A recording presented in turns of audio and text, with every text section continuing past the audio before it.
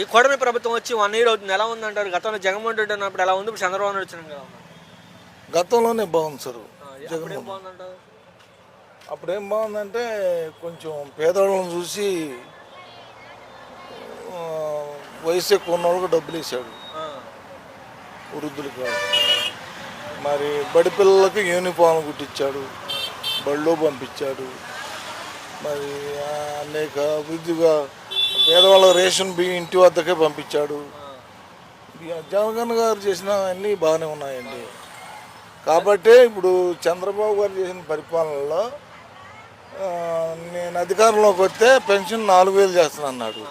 అది ఒక్కడు మాత్రం నెంబర్ 1 చేశాడు, మిగతా అన్ని శూన్యమే.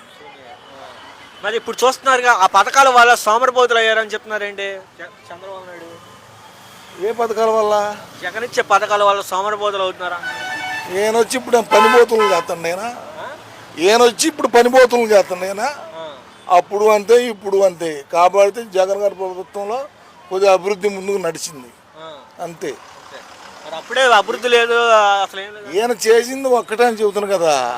ఇక పెన్షన్లు మాత్రం అది ఒక్కటే ఇచ్చాడు. ఇప్పుడు ఎలక్షన్ ముందు 3 గ్యాస్ బండ్లు ఉచితంగా ఆర్టీసీ ప్రయాణం 15,000 ఇస్తున్నారు ప్రతి తల్లికి. ఆర్టీసీ ప్రయాణం కూడా ఉచితం అన్నారు. దీని మీద మీ అభిప్రాయం? గ్యాస్ బండ్లు అనేవి ఇస్తుండేమో కానండి, అప్పుడొకటి. ఈ ఆడవాళ్ళకు ఉచిత ప్రయాణం అనేది మాత్రం అంబక్కు చేశాడు. లేదు, ప్రతి నెలకి 18 సంవత్సరాలు దాటిన 1,500, 40 సంవత్సరాలు 20,000 ఇస్తున్నాడు. అవి కూడా తీసేశాడు. ఇప్పుడు నేను అధికారంలో వస్తే ఓటున్న ఆడవాళ్ళందరికీ నెలకు 1,500 ఇస్తానన్నాడు. శూన్యం చేశాడు. అబద్ధం మాటలు చెప్పి అధికారంలోకి ఎక్కారు. ఆడవాళ్ళు ఏం చేశారంటే ఈ జగన్ గారి కన్నా మనకే ఆడవాళ్ళకి నెలకు 1,500 ఇస్తానంటే చంద్రబాబు నాయుడు, ఈయనకేద్దాను ఆడవాళ్ళు మొత్తం ఆయనకి వేశారు, మగవాళ్ళు సాగు వేశారు. జగన్ గారు తగ్గిపోయారు, ఆయన పెంచింగాడు అంతే. అబద్ధాలు మాటలు చెప్పి ఆయన అందలం ఎక్కిండి తప్పితే రెండోది లేదు. ఇలాగనే ప్రభుత్వం ఆడవాళ్ళకు డబ్బులు లేకుండా సాగిపోతే ఈసారి చంద్రబాబు ఓడిపోవటం ఖాయం, అది గ్యారంటీ.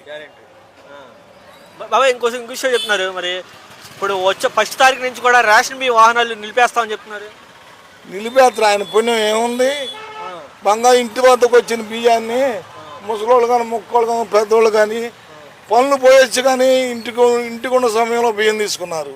ఇప్పుడు అవి రద్దు చేస్తే మళ్ళీ వీళ్ళు ఉరుకులు పెట్టుకుంటే షాపులు కాడికి పోయి తాళాలు తీసిన దాకా పోకుండా పొలాలు పోకుండా పనులు పోకుండా నిలబడి తీసుకొని బియ్యం రావాలి. పనులు చేయటమేగా అది, అంతేగాని రెండోది ఏం లేదు. దానివల్ల ఏంటంటే బియ్యం తీసుకోకుండా ఉన్న వాళ్ళు మిస్సింగ్ అయితే మళ్ళీ మనకే మిగిలిపోతే ప్రభుత్వానికి ఆదాయం వచ్చింది అనే లెక్క చేస్తుండే ఆయన. ఆ మిగులు బియ్యం మళ్ళీ నెక్స్ట్ వాళ్ళకి ఇవ్వటానికి నెలలో ఇవ్వటానికి. అది తీసుకున్న వాళ్ళకి సున్నాయేగా మళ్ళీ ఎవరు. అది సార్ ఇంకో విషయం చెప్తున్నారు. ఇప్పుడు మరి గతంలో జగన్మోహన్ రెడ్డి ప్రవేశపెట్టిన వాలంటీర్ని తీసేశారు, వాహనాలు తీసేశారు. అలాగే జగన్మోహన్ రెడ్డి కట్టించిన సచివాలయం మీద శిలాపాలకాలు తీసేస్తున్నారు. ఇలాంటి పరిస్థితి ఇప్పుడు అప్పుడు చంద్రబాబు నాయుడు గారు అనగా అధికారంలో రావడానికి ప్రతి మాట అబద్ధం మాట్లాడినట్టు నేను అధికారంలోకి వస్తే వాలంటీర్లకి 5,000 కాదు 10,000 ఇస్తానన్నాడు. 10,000 వస్తానన్నాడు. 5,000 కాదు కదా 10,000 కదా. అసలు వాళ్ళని అసలే పీకేసిండు, తీసేసిండు. బాధపడరా వాళ్ళు? ఇప్పుడు వాళ్ళు బాధపడరా? బంగారంలో 50 ఏళ్ళకు మనుషులను పెట్టి రేషన్ బియ్యం అయ్యి ఇంటి వద్దకు అందించి మంచిగా చేశాడు. ఇప్పుడు వాళ్ళు తీసేస్తుంటాం. బాధపడి ఒక్కోటి దిగజాడుతనంగా మొత్తం 5 సంవత్సరాలు రాబోయాక కొన్ని చంద్రబాబు పథకాలు నెరవేరవు.